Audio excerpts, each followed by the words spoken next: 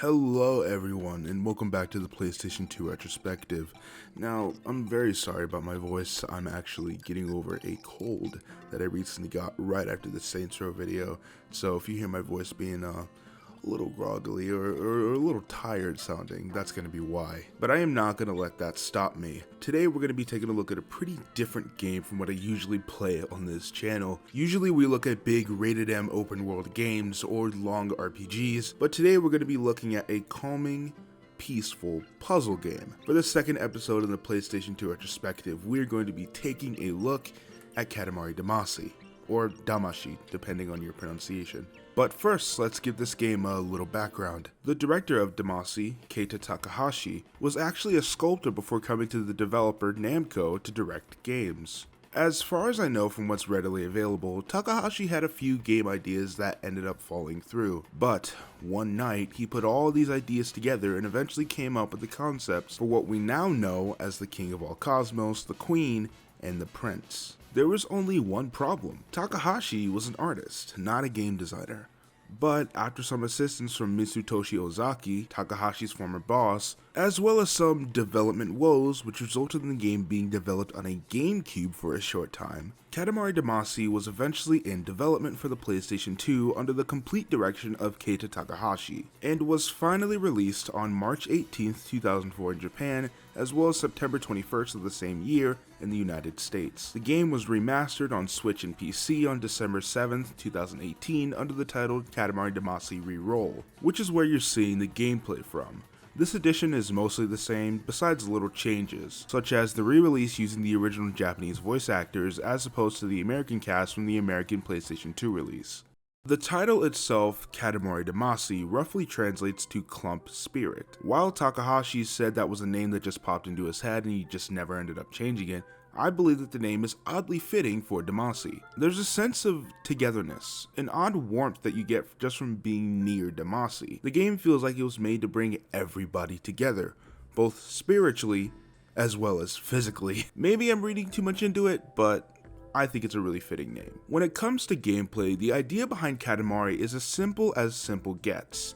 You roll a sticky ball that collects things around you relative to your size until you grow, and rinse and repeat until you at least reach the level's size limit. If you bump into things bigger than you, then items will start falling off your Katamari. It can be a little infuriating, but it's one of the only things you have to look out for in this game. The other being small stage hazards such as cats or people, but once you get bigger, you can just roll all of them up, which is what makes this whole thing worth it. The bigger you get, the more satisfying it is. One level you can start by rolling up not Lego bricks or candy, and it can end with you rolling up cows, people, bikes, cars, telephone poles, buildings, and even clouds. Now that's a clump spirit if I've ever heard one. And now, those of you who have played Katamari Damacy would notice that I just showed the final mission of the game, and some may be saying, "But Justice, the whole point of the PlayStation 2 Retrospective is to get people to look back at these games and play or avoid them. You can't just spoil the ending, you fucking dingus!" And while I understand the sentiment, Katamari Damacy isn't like your everyday game. You can have somebody spout to you word for word what happens in this story, and it will never be able to grasp how this game makes you feel. Even as a backseat gamer, Pizza Mom had a pretty fun time experiencing this game. I even thoroughly enjoyed Super Mega's playthrough of this game. Not saying that there's something wrong with their other content, it's just that usually when you watch somebody else play a game, you get a feeling that you should be playing it instead. I don't get that with Katamari Damacy. It's one of the only video games where the backseat experience is just as enjoyable as playing it yourself. And that's all due to one reason. The game's entire purpose isn't to be difficult or to make the player have to constantly stress over trophies or 100% completion. Its entire purpose, from beginning to end, is to just be peaceful fun. Sure, you'll occasionally fail a level and it can be frustrating. I mean, the game does have to have some obstacle that you have to overcome after all. But even then, you can just get right back up again and reattempt that star. And since the levels usually aren't that long, except for the finale, reattempting isn't a ridiculous feat. Speaking of which, including the Eternal stages, there's about 22 levels in Katamari Damacy, and if you want to count the credits, then that makes it 23. Now, while 23 may feel like a big number, the levels get progressively longer and difficult, starting from only 3 minutes up to about 25, which makes it feel like an incredibly short game. According to HowLongToBeat.com, even a completionist run-through, which involves collecting all the royal presents, will last you about 10 hours, which is fine by me. Katamari Damacy focused on quality over quantity. The campaign was short, sweet, and it didn't overstay its welcome.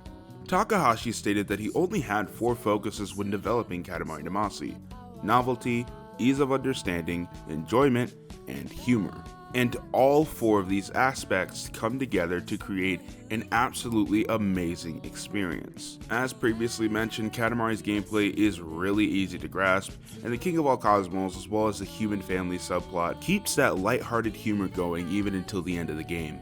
If I really had to sum up Katamari Damacy, I'd say that it's a need-to-play game. Sure, there's some sequels with some mixed receptions, including one on the PlayStation 2, but this game doesn't really need any subsequent material.